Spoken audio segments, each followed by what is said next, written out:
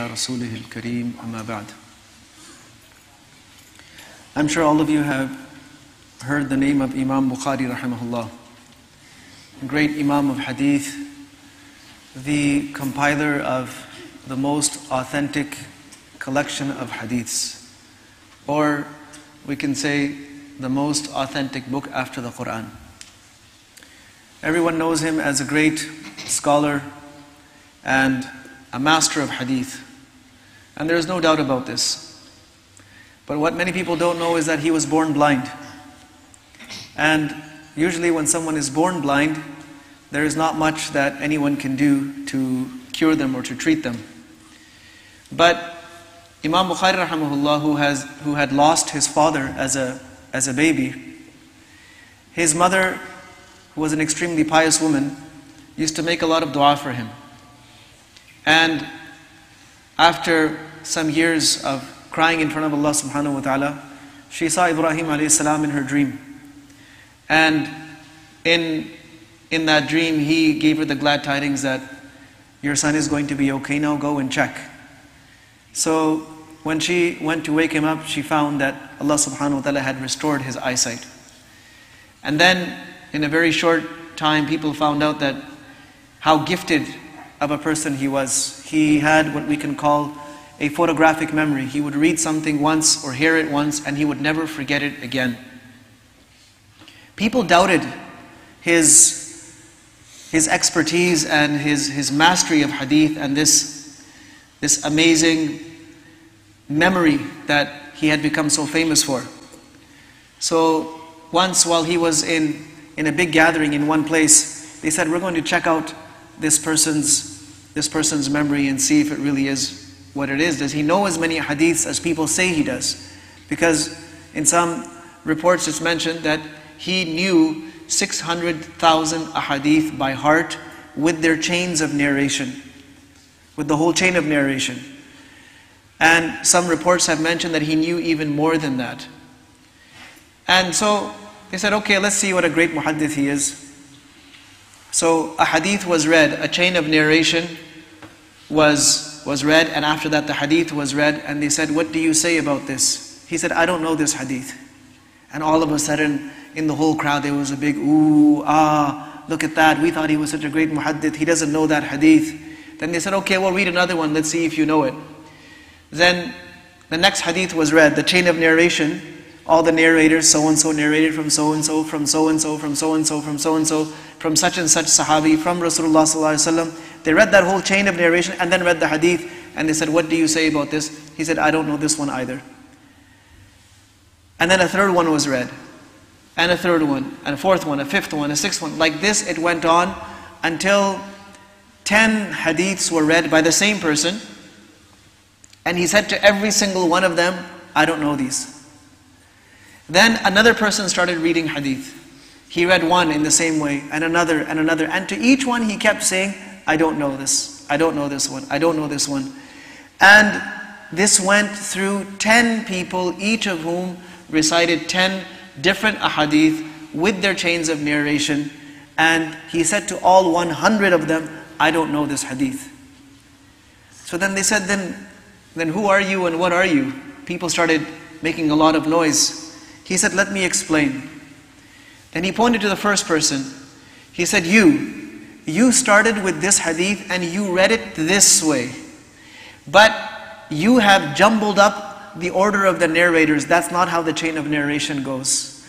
It actually goes like this. And he repeated the correct chain of narration with the hadith, and he said, that's the hadith. Then he said, then you read this hadith. And he first repeated the incorrect one, and then corrected it, recited it, and went to the third one, read the incorrect one, then the correct version, and like this he went through all 10 of them. Then he went through all 10 of the next person, and the next, until he went through all 100 narrations, which he had memorized the incorrect version that the person had recited just once, and of course he knew the correct version, and that's when people realized what a great muhaddith he was. And Imam Bukhari rahimahullah was also a very talented archer.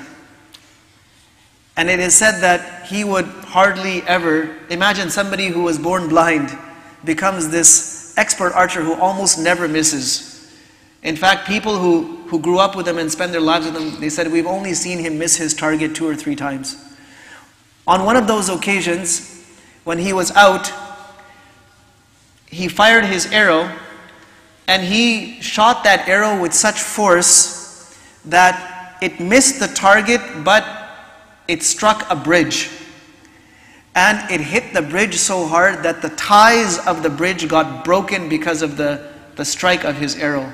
And then when he went to see, he said, oh my goodness, I've damaged this bridge. Can you imagine somebody who shoots an arrow so powerfully that it damages a bridge? Then he said, who does this bridge belong to? They said, well, we don't know, it's a bridge. Who would it belong to? He said, no, I'm going to find out who built this bridge, who owns this bridge. So then he went on this search to find out who is the owner of this bridge. And then he went and he said, look, on such and such occasion, I shot an arrow which accidentally did this damage to your bridge and I need to compensate you. When the man found out who it was, that this is Imam Bukhari rahimahullah, he said, no, there's nothing for you to compensate me, and so on and so forth. He said, I forgive you for the sake of Allah. But Imam Bukhari rahimahullah insisted. One of the things, and you'll find this common with all the great people of this ummah, with the high level of knowledge was also a very high level of taqwa and piety. It wasn't that they were banks of information and their life was flimsy. No. One of the reasons why this book, Sahih al-Bukhari, has such acceptance is the amount of diligence that went into it. Before Imam Bukhari rahmatullahi wrote any hadith in that book, he took a bath, prayed 2 rakats, made istikhara, and then decided if I'm going to write this or not. And he did this process for every single hadith that's in there. There are some 7,000 plus ahadith in there. He did this for every single one of them. Can you imagine how much diligence? Going to make a fresh ghusl, a bath, then pray 2 rakats, and ask Allah subhanahu wa ta'ala if there's khair in this or not, and then document it. Normally, you would just verify the information. Does this look good? Yeah, it looks good, it sounds good, I'm going to put it down. But their ilm, their learning ilm and spreading ilm, to them it was an act of ibadah, it was something sacred. When they went into their class, when they went in front of their teacher, this was an act of ibadah that they were doing, so they took it very, very seriously. And they would not be the kind of people who were distracted. They would focus. And there is nothing that could deter them from what the teacher is saying at that time. So a high level of knowledge is only useful if it comes with a high level of piety. And that comes together when we acquire knowledge with a high level of adab. The more adab we have for our ilm, for our teachers, for all of the things that supply us, that source our knowledge, the more Allah subhanahu wa ta'ala will open up. It's not just about reading books and memorizing books. Every page, every paragraph, it's checking to see what is your connection with Allah subhanahu wa ta'ala. How are you going to use this to get closer to Allah subhanahu wa ta'ala? And someone who approaches knowledge that way, every minute in class is a sacred minute. Every minute with their teachers is something important. Every day opens up new doors of wisdom and new doors of knowledge. So read about these people. I'm just giving you very brief glimpses in these short sessions. Read about them. Read their lives. Read how they studied, how they grew up, what their works were, what their problems and trials were. And inshallah, you find a connection being created between you and them. The stronger the connection is between you and those people of the past that we look at as our models, the more likelihood of you following in their footsteps. May Allah give us tawfiq. Wa sallallahu wa sallam wa baraka ala nabiyyina Muhammad wa ala alihi.